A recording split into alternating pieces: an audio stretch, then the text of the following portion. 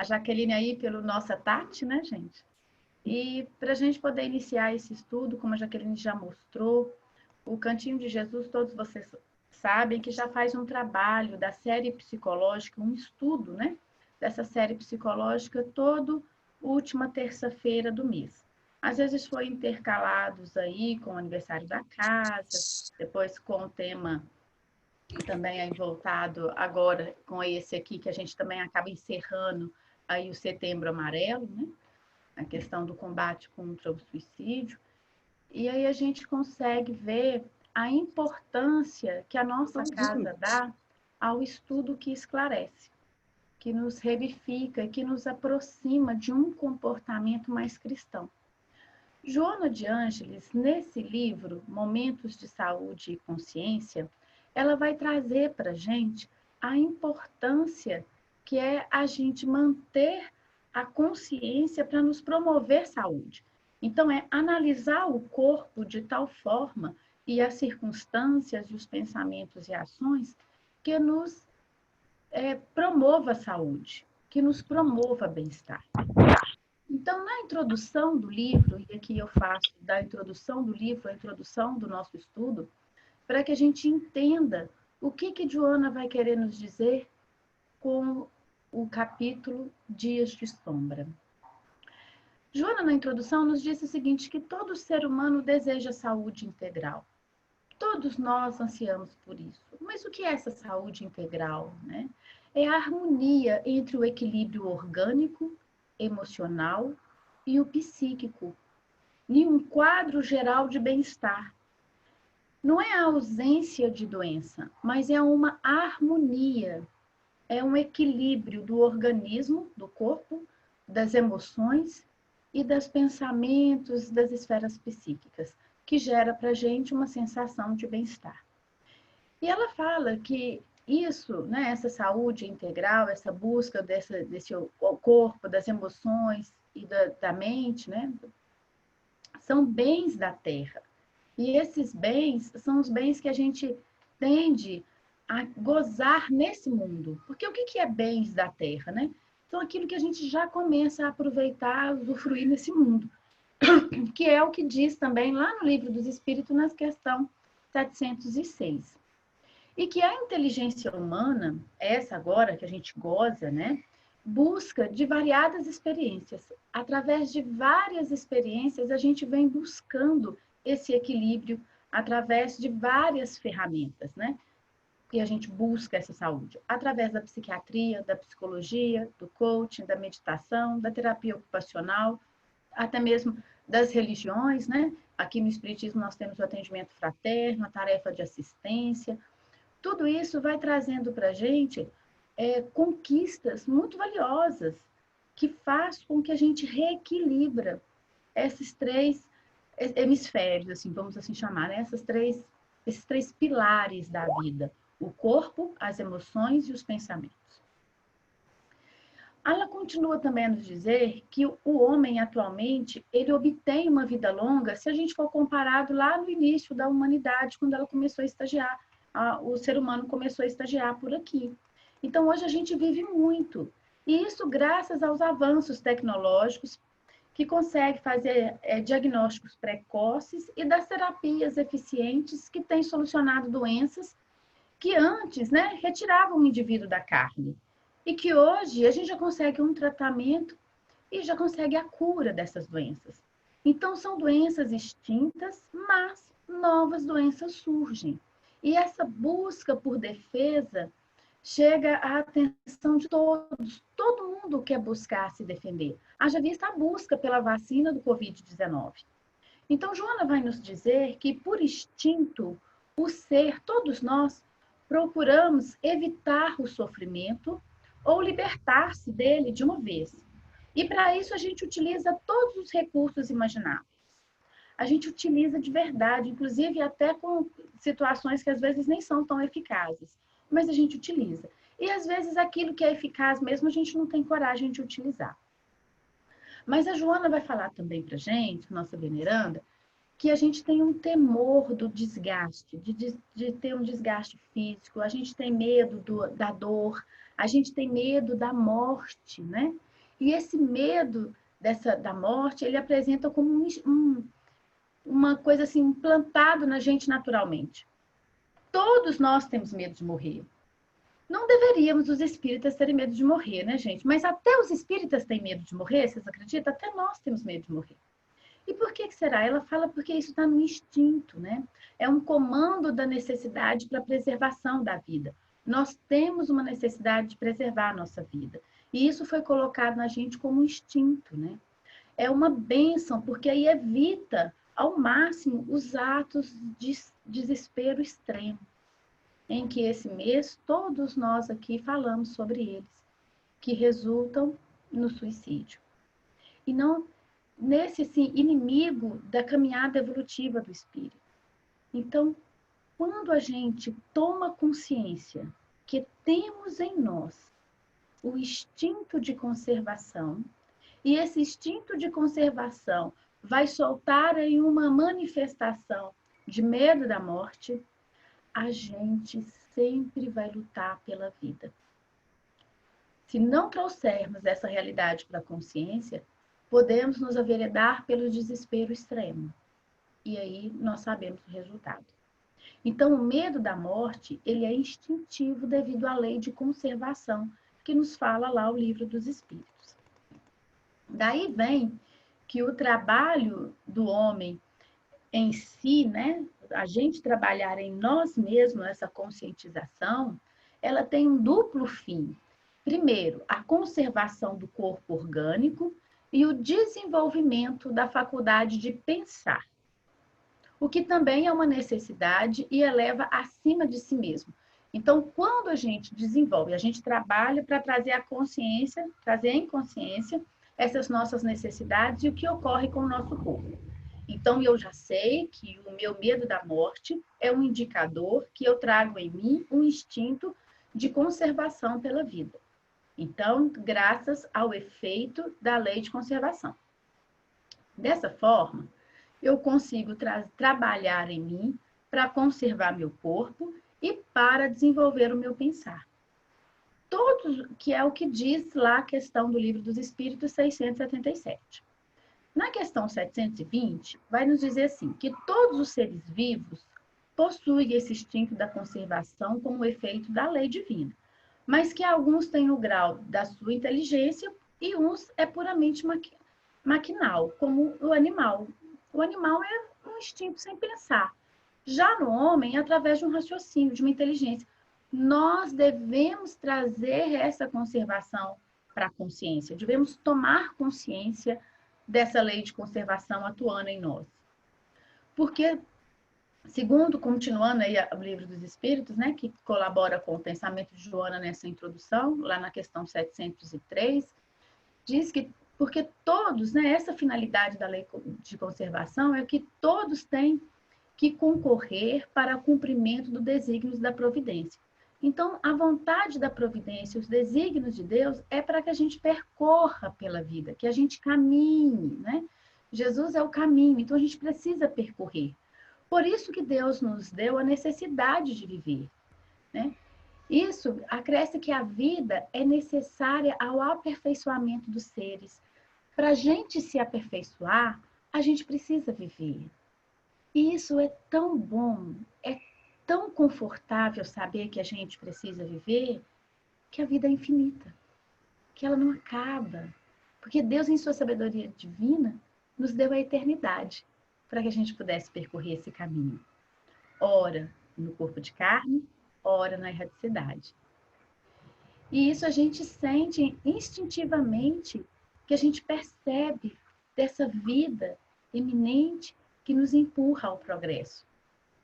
Então, tendo dado ao homem a necessidade de viver, Deus lhe facultou em todos os tempos os meios de o conseguir. Ele não só nos deu essa vida eterna, como ele nos deu os meios de viver. E se a gente não encontra esses meios, diz lá a questão no Livro dos Espíritos 704, é porque a gente ainda não compreendeu. E é por isso que aqui no Cantinho de Jesus, em todos os outros centros espíritas, nas religiões, o homem busca compreender busca o entendimento, tem sede de saber, mas esse saber de se portar.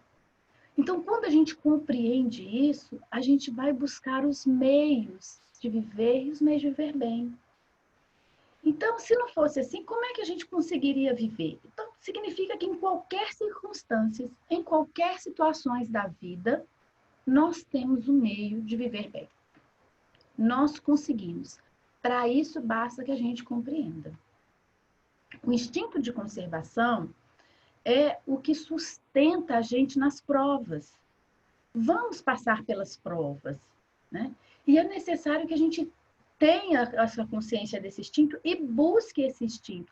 Como eu faço diante de tais desafios para viver melhor, para sobreviver, para resistir, né? A não ser assim, muito frequentemente a gente cairia no desânimo por muitas coisas. A voz íntima que nos induz a repelir a morte, a rejeitar a morte, a ter medo dela, lhe diz que ainda a gente pode realizar alguma coisa pelo nosso progresso e pelo progresso dos outros. É o que nos diz os Espíritos lá na questão 730. Isso significa que a gente ainda tem a caminhar. Isso não é nenhuma ostentação, é uma constatação. Todos nós ganhamos de Deus a vida e os meios de viver para nos desenvolver. Por isso não vale a pena pensar em morrer, porque a gente ainda tem muito a realizar no nosso progresso íntimo. Precisamos progredir. Foi para isso que vivemos. É para isso que vivemos. Mas, no entanto, se a gente encontra sombras no caminho, é porque há luz. Pois a sombra é uma obscuridade produzida pela interceptação dos raios. Significa que tem luz aqui, tem sombra aqui, tem luz aqui, tem sombra ali. Então, sombras são espaços menos iluminados. Sombras são lugares onde a gente ainda não consegue compreender, a gente ainda não tem a iluminação do saber, do conhecimento, que é a luz. Então, o remédio é posto ao lado do mal.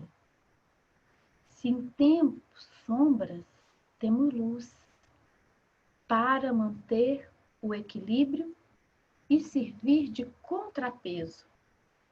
Essa afirmação está escrita e nos esclarecendo lá no Livro dos Espíritos também, na questão 731. Mas, Joana, depois que a gente compreende esse instinto de conservação que Joana fala conosco, ela ainda nos afirma nessa introdução que, graças à inferioridade humana, ainda permanecem os fatores de perturbação e desordens na área da saúde.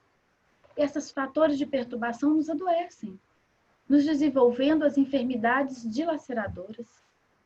E é por isso que a gente ainda surgem doenças novas. E que agora nós estamos aqui reunidos para entender na lição lá dos dias de sombra, da lição 14 desse livro, como que a gente pode encontrar os meios de viver melhor e eliminar as sombras. Desculpem.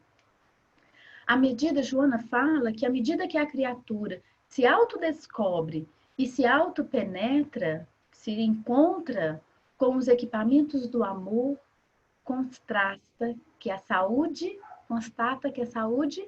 é uma conquista interior, que se reflete no corpo como resultado da harmonia íntima. Então, para que a gente encontre meios de lidar com as sombras, ou de acabar com as sombras, ou de ressignificar as sombras, é necessário que a gente entenda que saúde é uma conquista interior, é uma conquista íntima, pessoal, individual. A medicina já percorre as outras disciplinas que atuam eficazmente no bem-estar dos seres. Hoje a gente tem aí a medicina falando sobre espiritualidade, utilizando o reiki em posto de saúde, meditação, terapia ocupacional, fisioterapia, psicologia, coaching. Nós temos variedades de tratamento que possam nos trazer a saúde integral. Graças à constatação da psicossomática, nós entendemos com a psicossomática que circunstâncias psíquicas e emocionais interferem diretamente nos organismos, nos nossos órgãos, promovendo doença ou as prevenindo. Então, a gente tem que entender sobre essa situação nos dias de sombra, porque se nós vamos, nos dias de sombra, alimentar nossas doenças ou se temos condições da gente prevenir nossas doenças. Em razão disso, segundo diz a veneranda, torna-se imprescindível o estabelecimento de uma era de nova consciência da responsabilidade. Gente, agora é a hora da gente tomar uma nova consciência da nossa responsabilidade nesse meio de viver. Porque Deus nos deu o meio, mas a responsabilidade de usar esses meios de vida em abundância é nossa. A fim de que, lúcido e equilibrado, o indivíduo defina os paradigmas de uma nova conduta moral e mental harmônica para a aquisição do valioso patrimônio da saúde. Então, se a gente quiser ter saúde, adquirir esse patrimônio fantástico, né? Que nós temos condições de ser saudável e essa saúde integral, precisamos, então, ter essa consciência da nossa responsabilidade, mas uma consciência lúcida e equilibrada, né? Que vai definir esse paradigma de uma moral e de uma mente harmônica. O que eu penso e o que eu realizo é em harmonia, andando lado a lado. Ela diz que Jesus, em todo o Evangelho, exalta a harmonia moral e emocional da criatura perante a vida, como fator essencial para a sua salvação. É o que ela diz que é o estado de saúde integral. Então, ela diz que os psicoterapeutas em comum, que era o Jesus, né, propôs o autoexame, a gente auto se analisar em forma de receita para a aquisição da paz. Então, é uma receitinha de Jesus. Jesus propôs para a gente o autoexame. E Kardec nos aponta a reforma íntima. Aí dá uma decorrência da proposta do amor a Deus sobre todas as coisas e ao próximo como a nós mesmos, né? Então, sinta-se de ímpar sabedoria, porque o amor apresentado por Jesus é a chave para o enigma da enfermidade e saúde. Se eu tenho numa ponta a enfermidade, na outra eu tenho a saúde, o que nos conecta, saindo da enfermidade e indo para a saúde, é o amor. Então, ela diz que, posteriormente, Allan Kardec vai nos dar a caridade como uma terapeuta, né? Como terapia, como algo que nos cura e que nos promove a paz, aplicando um modelo mais correto de amor, porque é o amor vivenciado, é o amor atitude, é o amor em ação. Só que ela fala que diversas ciências, né, concordam com esses programas de amor, de libertação, de autorreflexão. Hoje já não é mais função só da religião trazer à consciência tais soluções, né, tais terapias, tais medicamentos. Ela diz que esse livro ela escreveu não com o intuito de trazer alguma coisa nova, mas para mostrar para a gente que religião e ciência estão cada vez mais juntas, lado a lado, e que faz com que a nossa aplicação dessas verdades comprovem que uma não briga com a outra. Para isso, a gente pode acreditar e viver para ser feliz, apesar dos dias de sombra. Mas afinal, o que vem a ser dias de sombra? Joana diz que, coincidentemente, há dias que se caracterizam pela sucessão de ocorrências desagradáveis. Nada parece dar certo, todas as atividades se confundem e os fatos se apresentam deprimentes, perturbadores. A cada nova tentativa de ação, outro insucesso ocorre, como se os fenômenos naturais transcorressem de forma contrária. Parece aquela lei de Murphy, se o pão tiver que cair, a manteiga vai estar virada para o chão. Né? Algo que todo dia que você sai, as coisas estão dando errados na sua vida.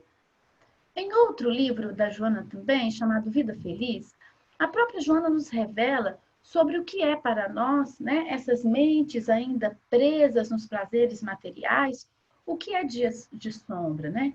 O que são ocorrências desagradáveis? O que é infortúnio? E lá ela diz que é a perda de uma pessoa querida, acidentes com sequelas dolorosas, ruína econômica, falência afetiva, terremotos e outros cataclisma. Podemos também dizer que o Covid-19 pode ser um exemplo desses infortúnios, né?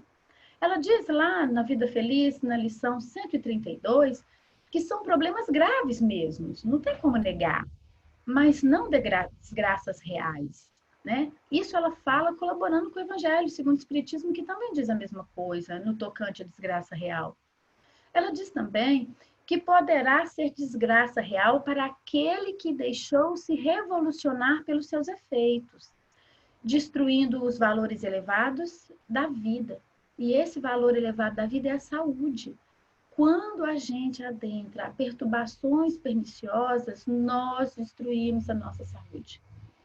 Nós estamos cometendo autoextermínios de conta-gota, pela ira, pela indignação, pela mágoa, pela revolta, pela indignação dos fatos ocorridos.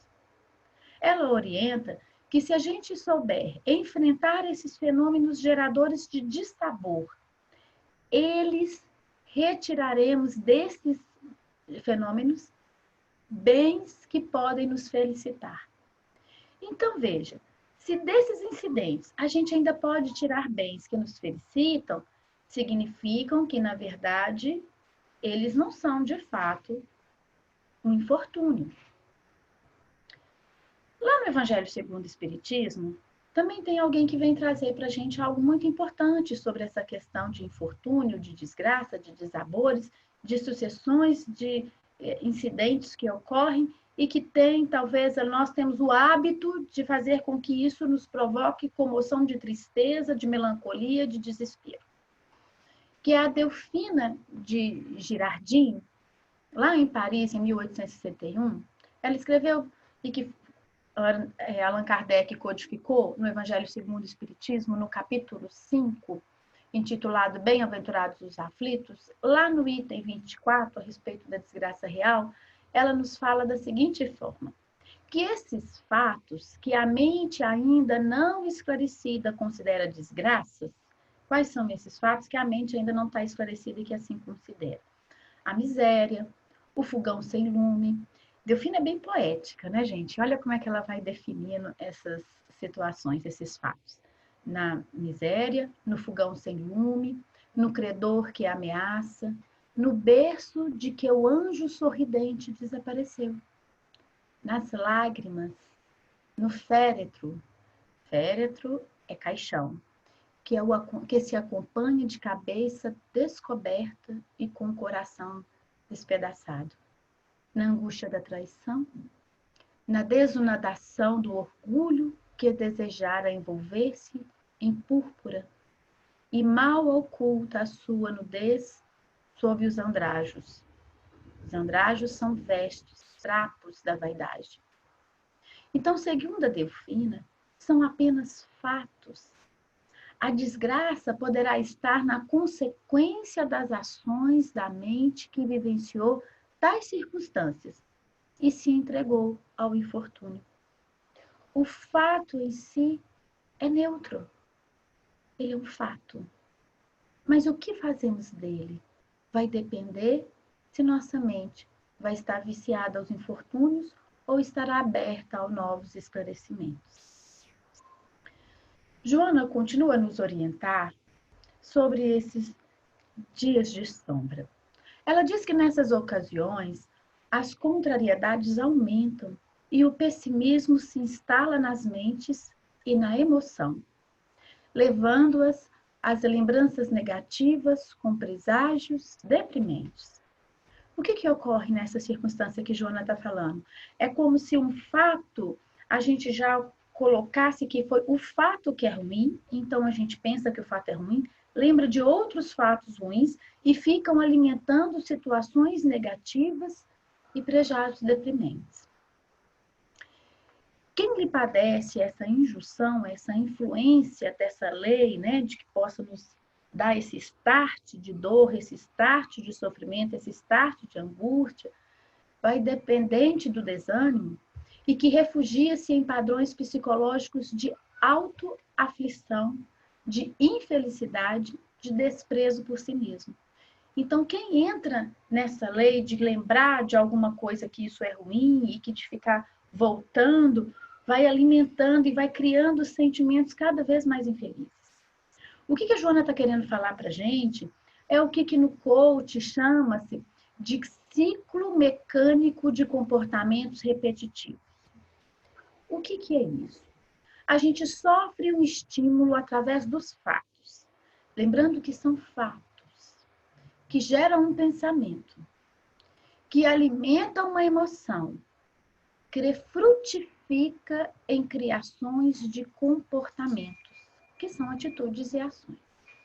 Então, nota que há um mecanismo que faz com que a gente viva isso repetitivamente, quase que de uma forma viciada.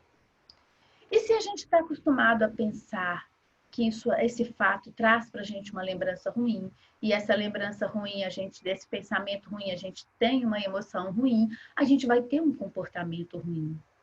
E tudo isso se dá repetidas vezes em nossas vidas, que a gente nem dá conta de como somos conduzidos a agir por um impulso instintivo que precisa trazer a consciência e tornar racional. Precisamos mostrar como que a gente pode fazer disso racionalmente uma mudança, identificar isso em nós. Se acontece um fato que me traz uma lembrança da qual eu acredito, nas minhas crenças, que isso é ruim, eu passo a sentir, a vibrar emoções perniciosas e transparece isso em um comportamento também pernicioso. Então, como despertar para a autorresponsabilidade que temos do que pensamos, do que sentimos e do que agimos? Visto que possuímos inteligência, para não nos tornarmos refém do organismo, do corpo, do instinto, do inconsciente. Às vezes podemos usar uma justificativa que não se aplica, mas muito comum, dizendo que a carne é fraca. Sim, a carne é fraca porque a carne em si não tem inteligência, mas quem a orienta é a mente, que é inteligente e que tem o poder de dominar a carne, a matéria, porque a matéria em si não traz inteligência. Portanto, podemos sofrer os efeitos da lei orgânica, da lei do funcionamento do cérebro, podemos receber os estímulos do nosso núcleo accumbens, responsável aí pelos hormônios que nos soltam no corpo, mas a mente também é capaz de ordenar o corpo. A mente inteligente, esclarecida, que compreendeu o meio de viver melhor, é capaz de orientar o corpo, de dominar esse instinto.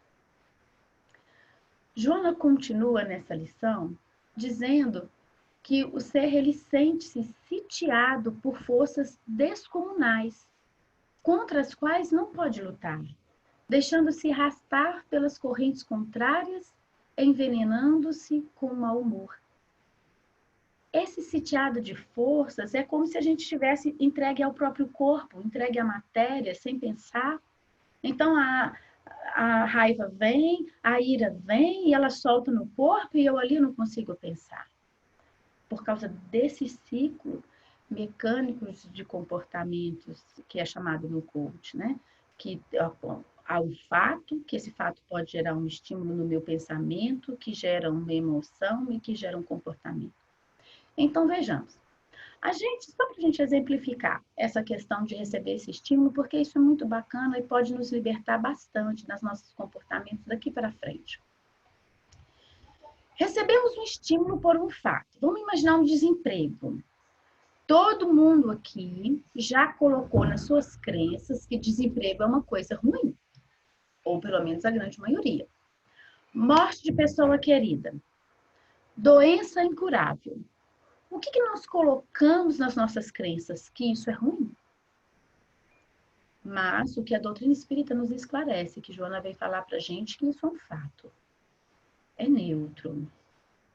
Veja que a nossa irmã Delfina Girardin, lá no Evangelho segundo o Espiritismo, já nos disse que a consequência dos nossos comportamentos em relação a esse fato, que poderá ser ruim ou bom, porque o fato em si é neutro. Então, eu tenho em meus registros isso como ruim, que é o fim, né? Que a gente chegou no fim. Mas e que fim? O fim da matéria? O fim dessa vida glamurosa na carne? Dos elogios e bajulações? Dos reconhecimentos de glórias efêmeras? Com esse fim dessas coisas, que o meu egoísmo, o meu ego adoecido, portanto o egoísmo, com isso me estimula uma tristeza. Eu sinto triste. Eu me abalo, pois esses pensamentos contrariam o meu desejo de sucesso na vida material, de minhas alegrias para exibir com orgulho o sucesso particular que eu possuo, o que eu quero possuir, que eu quero atingir, o sucesso profissional, o sucesso de ter o melhor filho, de conquistar a maior fortuna. E por não atender a esses desejos de suposta felicidade na Terra, eu sofro as tormentas da minha crença que limita a felicidade devido ao egoísmo. Ou seja, eu crio condições de infortúnio por uma crença e não por uma verdade. Assim, eu ando de cabeça baixa, triste, abatida, eu fico desanimada, eu fico mal-humorada, respondendo a todos rispidamente, a quem quer que seja, e ainda justifico por causa da minha personalidade, porque eu sou assim, eu nasci assim, eu vivi assim, vou morrer assim, síndrome de Gabriela, ou então porque eu justifico no fato. Eu falo que é porque eu estou desempregada, porque a minha mãe faleceu, porque agora eu tenho uma doença incurável. Mas não há essa justificativa no fato, porque o fato em si não merece esse julgamento, essa denominação. Esses fatos que a gente vivencia, eles são só fatos. A primeira observação para um fato, uma observação neutra, tem que ser a que Jesus, em Mateus, no capítulo 7, no versículo 1, nos orientou. Não julgueis, para que não sejam julgados. É só um fato. Não julgueis. Pois fato não é passível desse tipo de julgamento ou definição. O que são esses fatos? O que pensamos ser dias de sombras? Aí Joana vai falar que esses dias são dias de provas e não para desencanto. São dias de desafios e não para a cessação do esforço. Estou desempregada, não faço mais nada. Minha mãe morreu, vou ficar parada. Não. Ela vai informar que dias de sombra são dias que acumulam fatos, que acumulam desafios, que têm como objetivo favorecer o desenvolvimento da nossa inteligência, porque já possuímos inteligência. Somos espíritos, seres inteligentes da natureza, né? É necessário identificar a prova como hora de trabalhar em busca de forças e recursos na Terra para superar o desafio e passar bem por essa prova. A hora dessas situações é a hora da gente trabalhar em nós. Primeiro, a ressignificação desses fatos. Quando dizemos na introdução desse livro, Joana identificou os frutos da terra como as terapias alternativas e médicas que vêm de forma eficiente auxiliando a humanidade a prolongar a vida no corpo. E uma delas é essa ressignificação, essa reprogramação mental, porque é fruto do desenvolvimento da inteligência humana. Ora, se somos humanos, somos inteligentes. E essa inteligência precisa ser colocada para trabalhar a nosso favor, em favor das soluções dos nossos problemas. Ou melhor dizendo, em favor da compreensão dos fatos, nos comportando em favor do equilíbrio psíquico, emocional e espiritual de nós mesmos. É de fato um desafio, mas é um fato. Joana vai nos dizer que quando recrudescem, o que significa isso? Quando aumenta as dificuldades, maior deve ser o investimento de energias e mais cuidadosa a aplicação do valor moral na batalha. Então, o que Joana está falando? Para a gente investir nessa energia, nesse trabalho, para a gente manter esse equilíbrio psíquico, emocional e espiritual. Mas de que são essas energias, né? São as energias que emanam de forças diversas fontes. Por exemplo, a prece, as energias psíquicas, as energias emocionais, as energias comportamentais.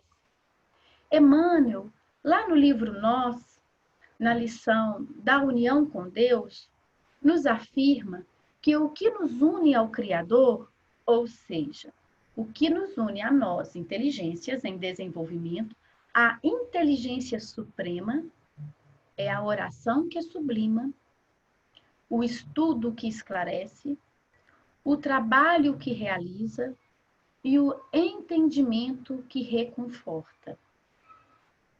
Olha que maravilha! Oração a gente sabe o que é. Estudo também. Trabalho, acredito que também. Entendimento, tá tudo ok. Mas Emmanuel colocou para esses substantivos um adjetivo, mudando-lhe o sentido, dando orientação para que a gente mude o nosso comportamento.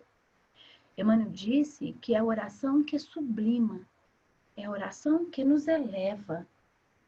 Então, significa que é a oração que não faz muita coisa.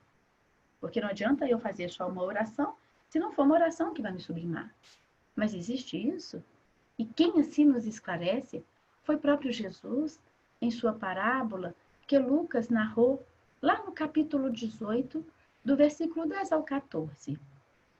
Jesus narrou da seguinte forma: 2 homens subiram ao templo a orar, um fariseu e o outro publicano.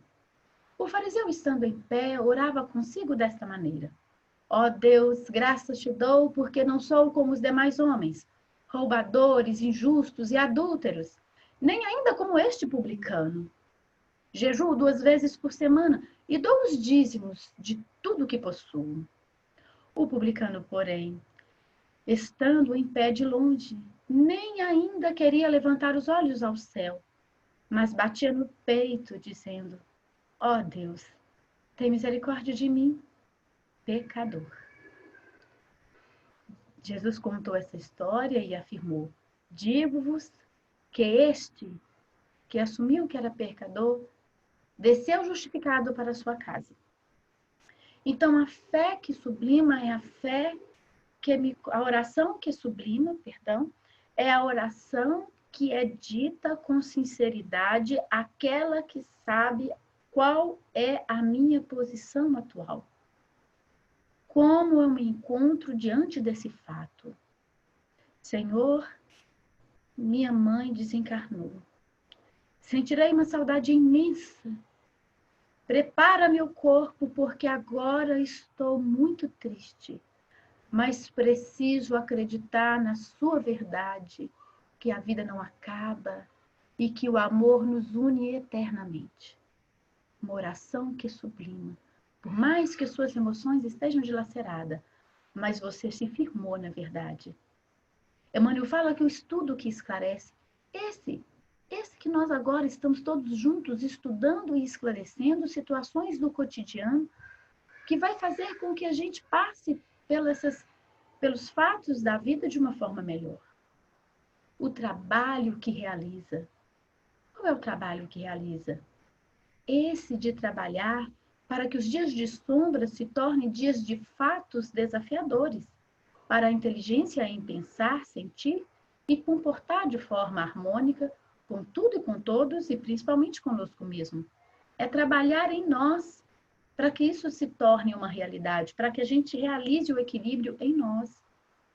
E o entendimento que reconforta, como esse entendimento que estamos conquistando nessa noite, para compreender esses desabores como oportunidades de superação do equilíbrio enquanto eles se tornam presentes em nossa existência.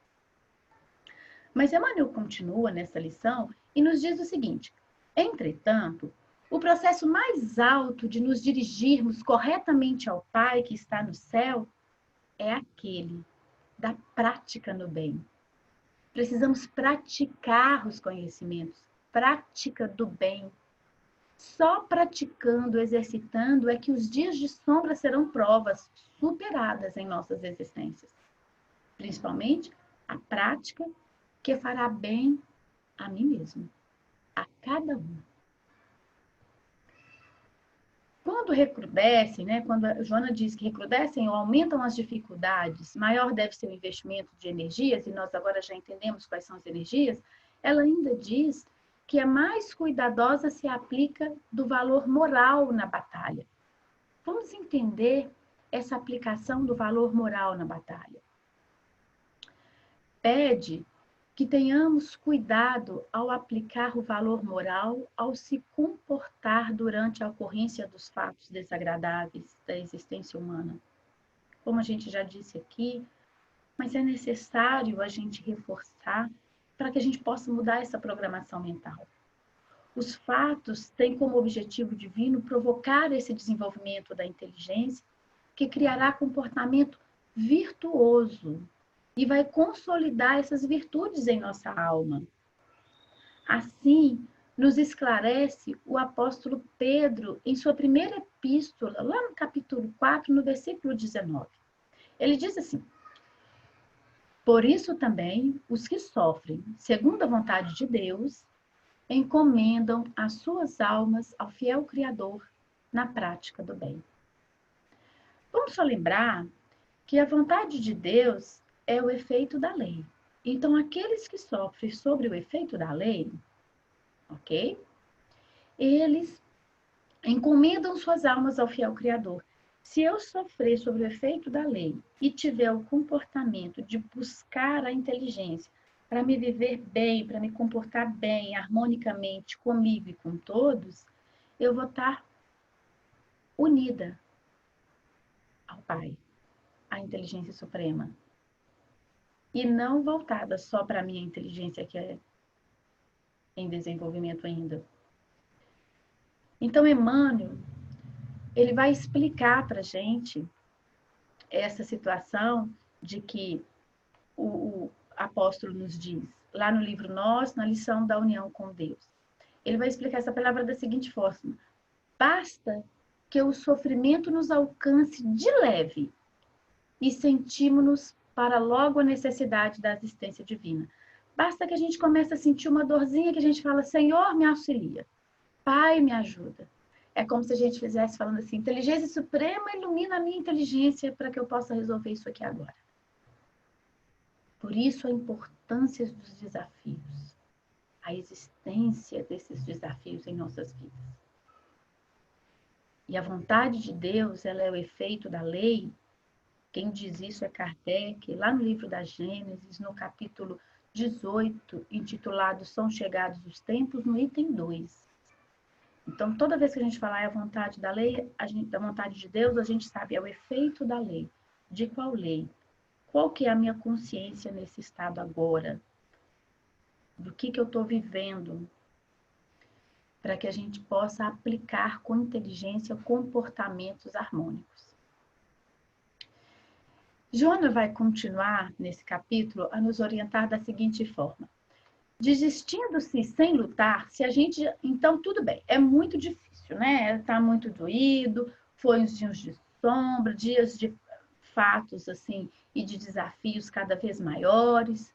De repente, a minha mãe desencarna, a renda maior da família fica desempregada, a pessoa que tem essa renda maior fica desempregada, eu descubro que eu tenho uma doença incurável, e aí? eu desisto. Eu não quero pensar, nada quero fazer. Eu entrei achando que eu tinha que resolver sozinha e a minha inteligência limitada não dá conta. Entrego-me a mim mesma e não recorro à inteligência suprema, a Deus, ao Pai. Então ela diz que quem desiste sem lutar, mais rápido se dá o fracasso. E quando se vai ao enfrentamento com as ideias de perda, eu vou lá resolver, mas eu já sei que eu vou perder. Eu sei que eu não vou dar conta. Eu sei que a minha raiva é maior. Eu sei que a minha tristeza, eu não sou incapaz. Quando se vai desse jeito, parte do trabalho já está perdido. É como se a gente já tivesse entregue a nós mesmos. E nós não temos condições sozinhos de nos reerguer. Contamos com a assistência divina. Então é necessário que a gente aplique o conhecimento aprendido. É dessa forma, é a melhor forma de lutar. É aprender os conhecimentos do Evangelho e colocar em prática. Não praticar é esperar o fracasso. E assim esse vai chegar mais rápido. Comece com ideias positivas. Joana está nos apresentando o que a neurociência já constatou no que nós não sentimos duas emoções antagônicas ao mesmo tempo. A neurociência diz que ninguém pode estar desanimado e animado ao mesmo tempo. Para a gente combater o desânimo, é necessário ter ânimo. Então, trabalhemos a boa vontade em nós. É necessário que a gente fale, eu estou desanimado? Não, eu vou buscar ânimo. Eu vou com ânimo. Eu vou buscar o ânimo. E isso a gente tem que falar racionalmente. E não esperar a emoção mudar sozinha, porque emoção não muda sozinha. Emoção muda com pensamento, com estímulo. Joana diz que nesses dias sombrios, que acontecem periodicamente, né? E que às vezes se tornam contínuos, né? É necessário a gente vigiar mais e refletir com cuidado. É como se ela estivesse falando assim, aproveitemos esses fatos recorrentes, né, que desafiam a nossa inteligência, a consolidar as verdades divinas, oriundas da inteligência suprema em nossas mentes. Então, por exemplo, há uma verdade que ninguém pode duvidar. Somos filhos de Deus. Somos filhos do Criador. Quando eu estiver desanimado, eu tenho que falar isso para mim com muita veemência, porque é uma verdade. E a gente pensa com cuidado nessa verdade e constata essa verdade em nós mesmos. Buscar essa paternidade, essa filiação. Eu sou filha de Deus. Eu preciso buscar esse Pai em mim, que Ele está em mim. Mas Joana ainda afirma que o insucesso é normal. Ou mesmo mais de um sucesso no campo de variadas atividades também pode acontecer. Todavia, a gente precisa duvidar que são muitos insucessos ocorrendo, muitas situações, e a gente precisa prestar atenção. Então, ela diz, olha, todavia, em término sucessão desses insucessos, pode ter gênesis em fatores espirituais perniciosos, cujas personagens se interessam em prejudicar-te, abrindo espaços mentais e emocionais para intercâmbio nefasto contigo de caráter obsessivo. O que a Joana está querendo falar para a gente? Olha, se está recorrente isso aí, e em muitas situações, você pode estar vivendo um processo obsessivo. Lembrando que esse processo obsessivo, esses espíritos podem ter chegado, essas sintonias, te deram estímulos que fez com que você abrisse a sua porta, abrisse espaço mental e emocional para que o intercâmbio acontecesse. Então, a obsessão é uma realidade em nosso meio. Não podemos desconsiderá-la. No entanto, abrir as portas para tais situações é responsabilidade inteiramente nossa. Lembra lá da introdução? Uma nova consciência de autorresponsabilidade? Então, a culpa não é do obsessor. eu abrir as portas, eu abrir o espaço mental e emocional para essa troca de alimentos tóxicos que me deprime e que os deprime. Entre seres envolvidos nessa obsessão, é necessário que vigiemos ainda mais. Mais uma razão para conduzir os nossos pensamentos às ideias divinas. Quanto mais, a Joana diz que quanto mais a gente fica irritado, mais entregues à depressão a gente fica. Mais forte se te fará o cerco, mais forte os obsessores vão ficar, vai nos pressionar, e mais ocorrências infelizes tomarão forma. Por quê? Porque é o ciclo mecânico de comportamentos repetitivos gerando vícios morais. Eu penso que é triste, eu sinto triste e tenho comportamentos de tristeza. Então ela diz: não te debatas até a exaustão. Não fica lutando com isso assim, de uma forma sem pensar, né? Nadando contra a correnteza.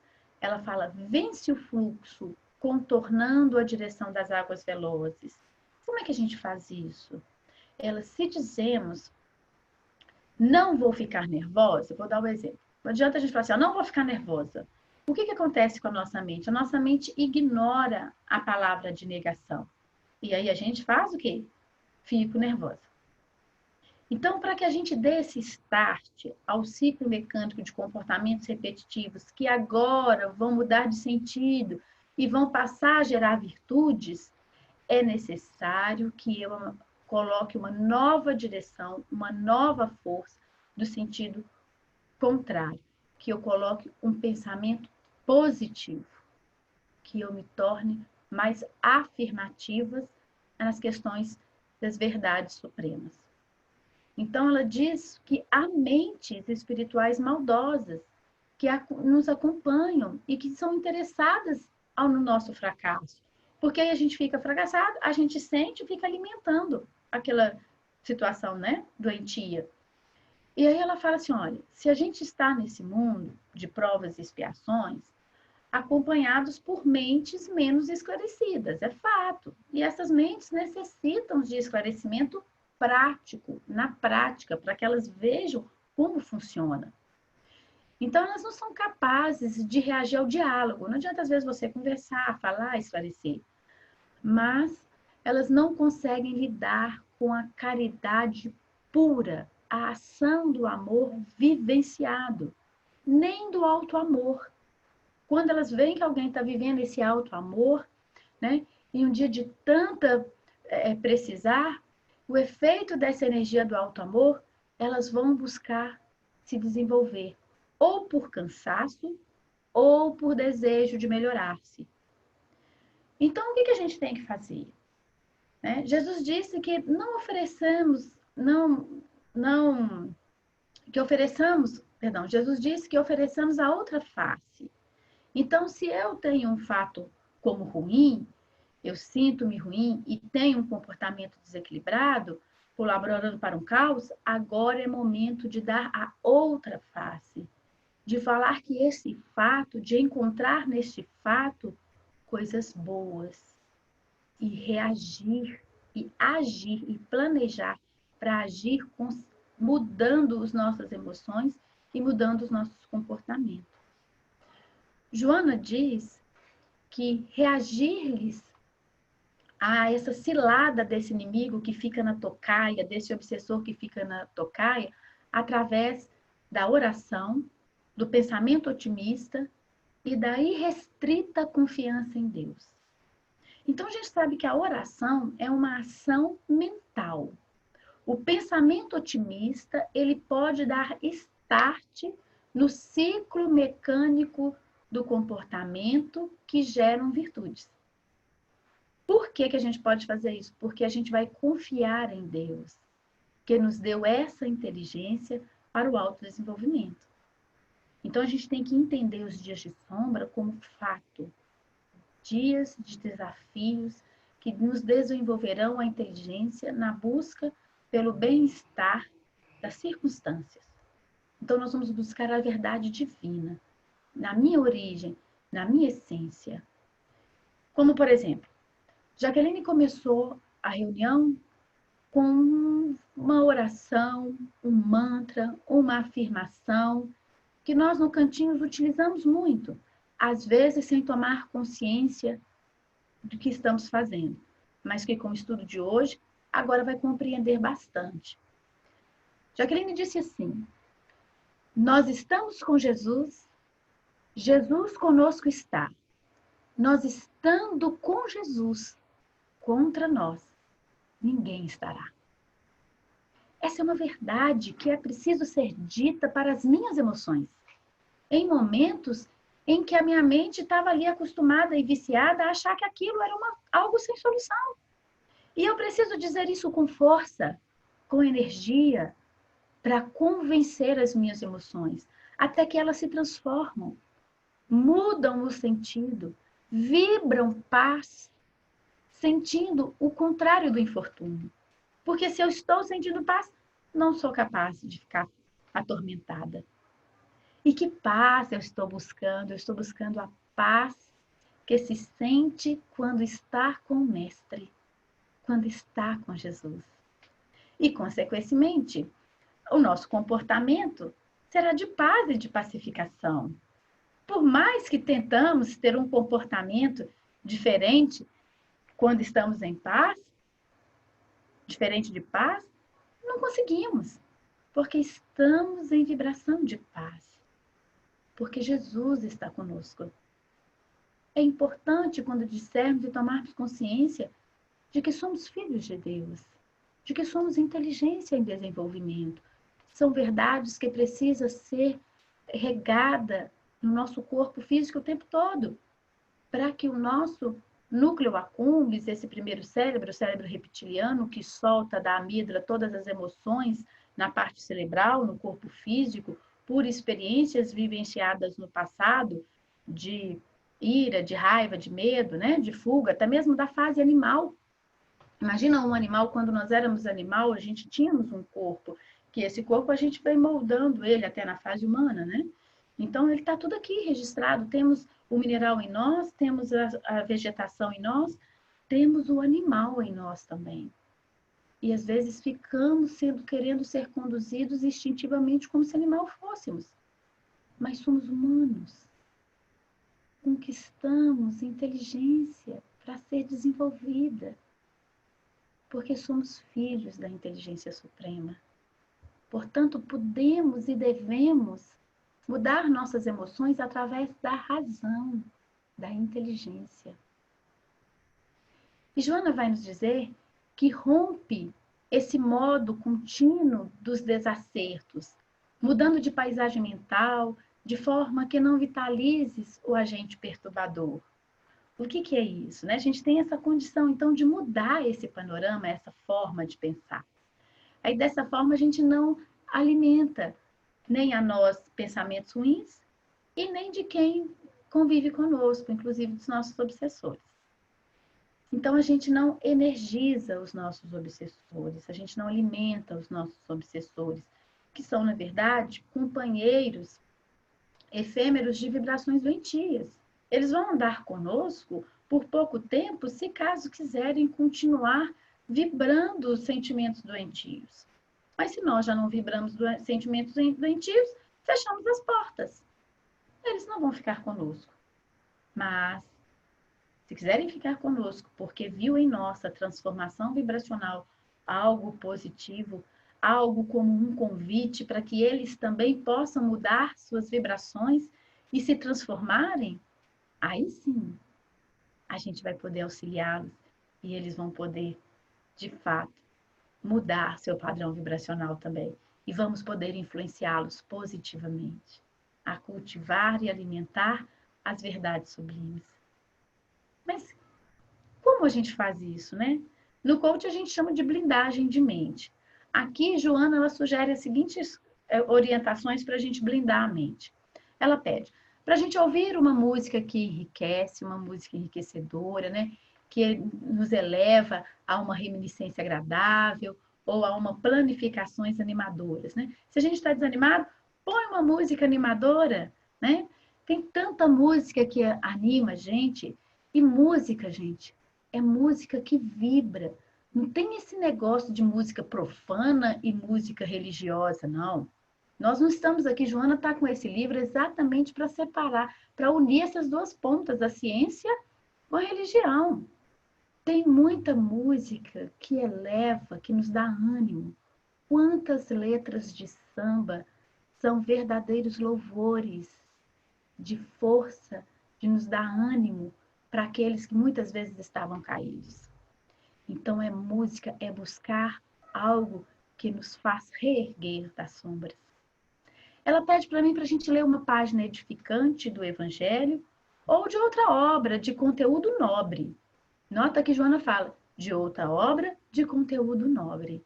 Isso significa que nós temos vastas literaturas de conteúdo nobre, inclusive na ciência, a fim que a gente possa nos renovar emocionalmente. Ela fala que dessa forma a gente afasta esses movimentos de desordem, né? Esses barulhos. Então ela fala assim, ó, se você estiver em uma situação que está tumultuando, que tem tanto conflito, que tem muita gente, que está em confusão, ela pede, afasta-se disso. Se não pudermos fazer isso fisicamente, se for a nossa mente que está tão tumultuada, com essas ações de uma música, de uma boa leitura, né, dessa blindagem dessa mente da gente para não deixar que esse tumulto tome conta, a gente pode contemplar uma região que arranque de nós esse estado de desanimador. Como que a gente pode contemplar uma região se a gente, às vezes, agora em pandemia, está todo mundo parado e a gente não pode sair, né? A gente não pode, de repente, apesar que a gente está vendo tanta gente lá na Lagoa da Pampulha que não deveria, tá todo mundo ao mesmo tempo, mas a gente pode fazer visualizações terapêuticas, que é uma técnica de mentalização que pode ser feito durante a meditação ou ao longo do dia, quando se tem por foco pensar e imaginar na cena que se fala, sendo ela uma verdade suprema. Isso é receituário que é dado no cantinho na sexta-feira, quando coloca aquelas frases curtas para a gente dizer, como esse mantra que a Jaqueline nos abriu a reunião, né? Isso é uma visualização terapêutica quando a gente fala e visualiza que estamos com o mestre. Ah, já pensou que cena? Estar de mãos dadas com Jesus? Imagina você, de mãos dadas com Jesus. Quem será capaz de lhe fazer algum mal? Quem será capaz de lhe oferecer algo de ruim? E imagina a força que você tem ao estar de mãos dadas com o Mestre. E esse será o nosso destino. Um dia chegaremos a tal realidade. A Joana ainda pede para que a gente pense nesse futuro ditoso que nos aguarda. Ela pede para que a gente se eleve a Deus com uma unção e que dessa forma a gente rompe qualquer aflição. O futuro promissor de quem vence uma prova ou supera um desafio está na constatação de quem já deu mais um passo. No início da reunião, estávamos dizendo com o Nestor que não é nenhum motivo de vangloriar, mas reconhecer que já se deu um passo. Nos dá força para confiar nesse futuro promissor de que um dia estaremos de mão dadas com Jesus.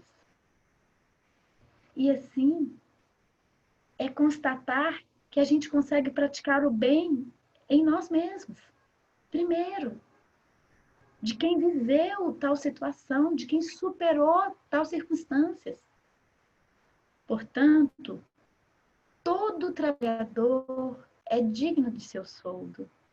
E o trabalho do autoburilamento tem como soldo a própria melhora. Joana diz que há sempre sol brilhando além das nuvens sombrias. E quando ele é colocado no mundo íntimo, nenhuma ameaça de trevas consegue apagar-lhe, ou sequer diminuir-lhe a intensidade da luz. Segue-lhe a claridade e vence o teu dia de insucesso, confiante e tranquilo, porque na verdade não é insucesso, é desafio. E você tem inteligência o suficiente se unir-se à inteligência suprema para superá-lo. Confie, porque você é filho de Deus. Há um exemplo lindo de alguém que nos deixou, na verdade, domingo. Deixou por pouco tempo. O senhor Nelson, lá da casa de Albino Teixeira, que desencarnou no domingo, tarefeiro disciplinado da campanha do quilo. Há mais de 30 anos, ele fazia, há mais de 20 anos, eu acho, que ele fazia hemodiálise. Se me falha a memória, é mais ou menos isso. E ele então já tinha os braços nas veias muito estufadas, devido ao desgaste. Mas há 30 anos na frente da campanha do quilo, desde antes da casa dele viver ser tarefeiro na casa de Albino, ele era tarefeiro no Sheila e dessa tarefa. E ele pegou essa tarefa como algo que pudesse transformar de fato a sua intimidade. E na tarefa da campanha do quilo, ele se tornou o pedinte dos menos favorecidos. E ele me disse, em uma vez, em confidências, eu com os meus dias de sombra, e ele com um consolo animador, querendo dizer que a campanha tinha essa condição de nos tirar da sombra, mostrando que ao bater em cada casa, como pedinte que somos, poderemos compreender e esclarecer em nós a necessidade de um pedido. E quando formos nós depararmos com algum pedinte em qualquer situação, saberemos oferecer o que temos. E aí ele me contou que ele já na fila do transplante por muito tempo, eis que chega um rim compatível. E ele era o próximo da vez. Mas compatível como ele, havia um jovem.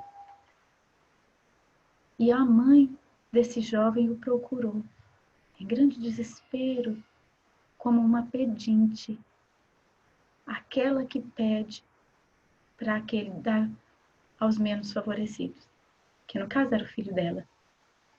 E perguntou ao seu Nelson o quanto ele já tinha vivido, se ele poderia oferecer ao filho dela mais alguns anos de vida. E o seu Nelson me disse: minha filha, eu já sou pai de 3 filhos, de um rapaz e 2 moças. Sou avô, tenho meu ofício e me entreguei por completo a essa doutrina. E naquele momento eu entendi por que abracei a campanha do quilo.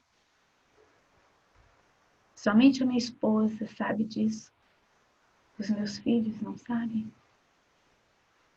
Mas eu passei meu lugar na fila.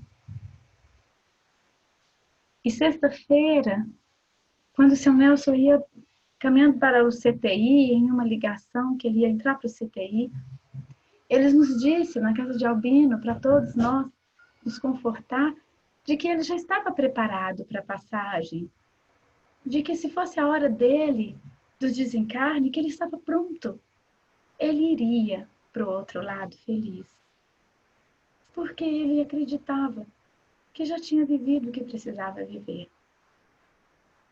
E nós, lá na casa de Albino, temos a felicidade de poder dizer que convivemos com um homem assim, que aprendeu a ressignificar os pedidos que ele chega pedindo de porta em porta.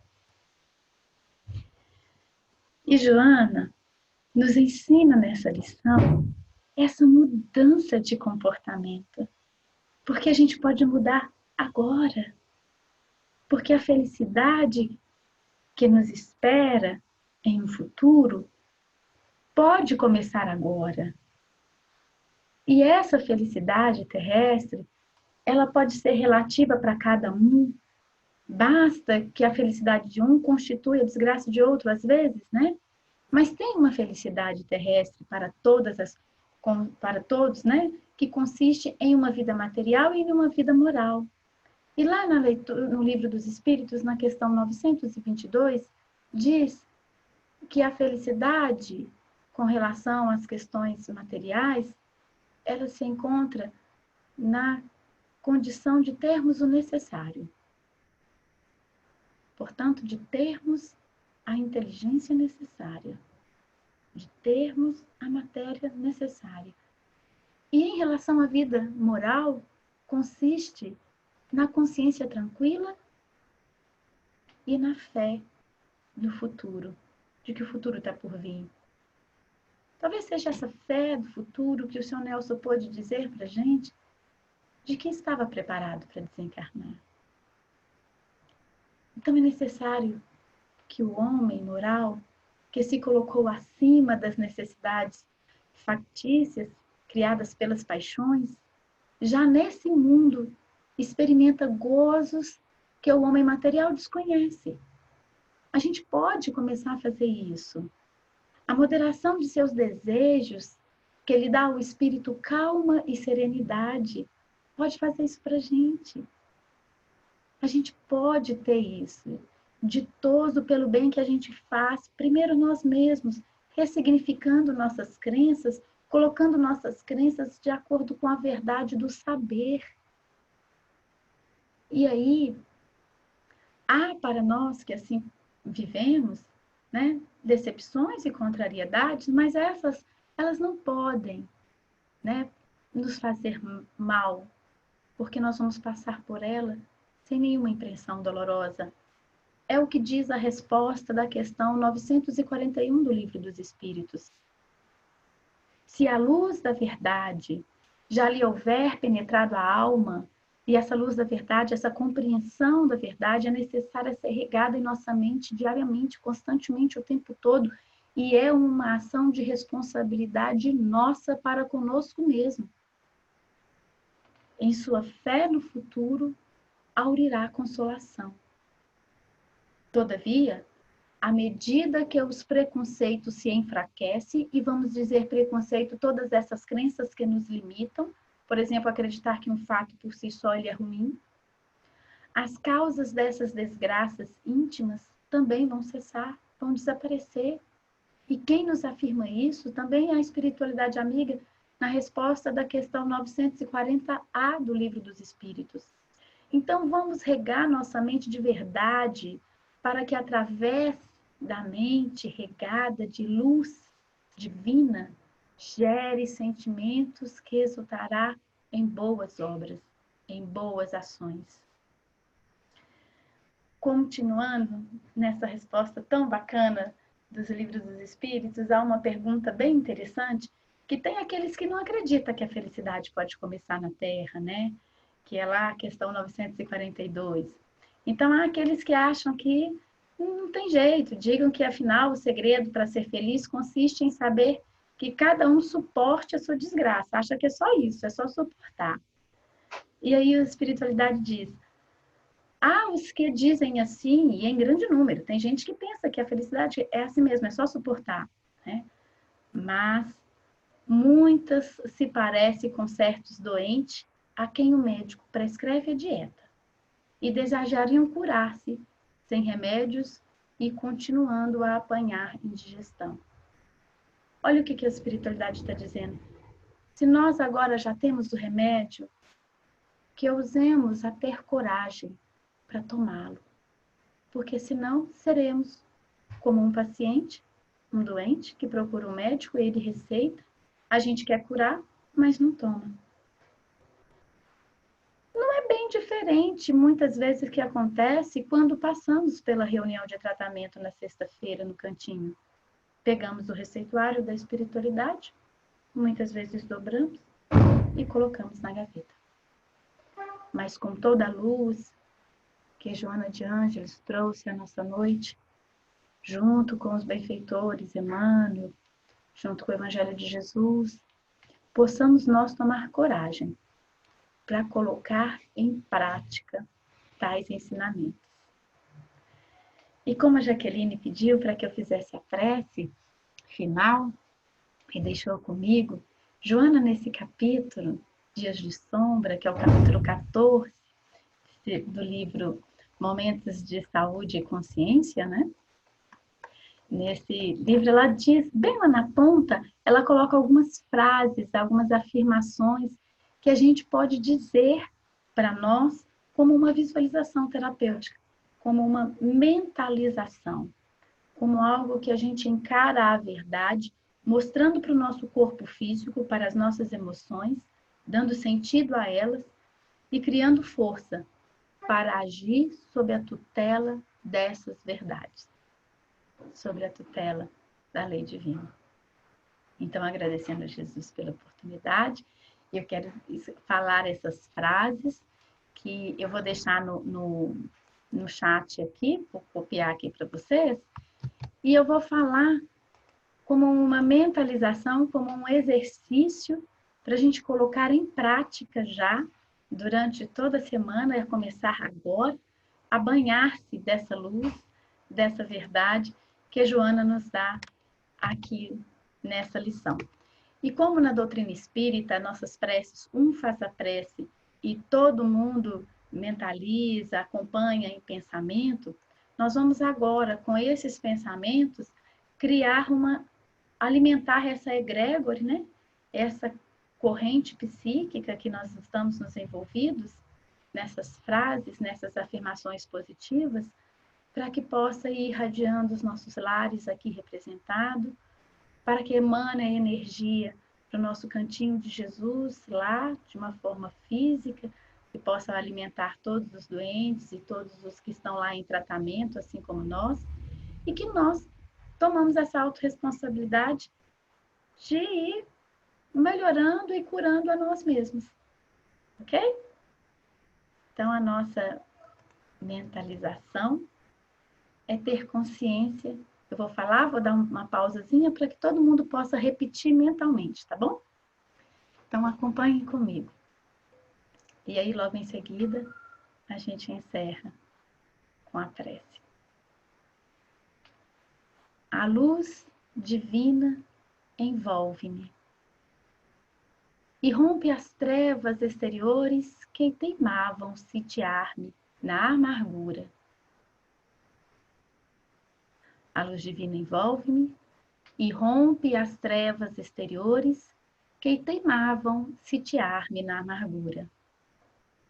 Deixo-me clarear e todas as dificuldades se desfazem, ensejando-me ver melhor o programa da existência. Deixo-me clarear e todas as dificuldades se desfazem, ensejando-me ver melhor o programa da existência. O pessimismo desaparece e a irritação se acaba. O pessimismo desaparece e a irritação se acaba. Estou destinado ao êxito, que buscarei com a mente enriquecida de entusiasmo. Estou destinado ao êxito, que buscarei com a mente enriquecida de entusiasmo. Banho-me de luz externa e sou luz interior. Nós estamos com Jesus, Jesus conosco está. Nós estando com Jesus, contra nós, ninguém estará. Muito obrigada a todos. Que tenhamos uma excelente semana, com as orientações de Joana e com a felicidade de agora poder colocar em prática o exercício da mentalização. Muito obrigada.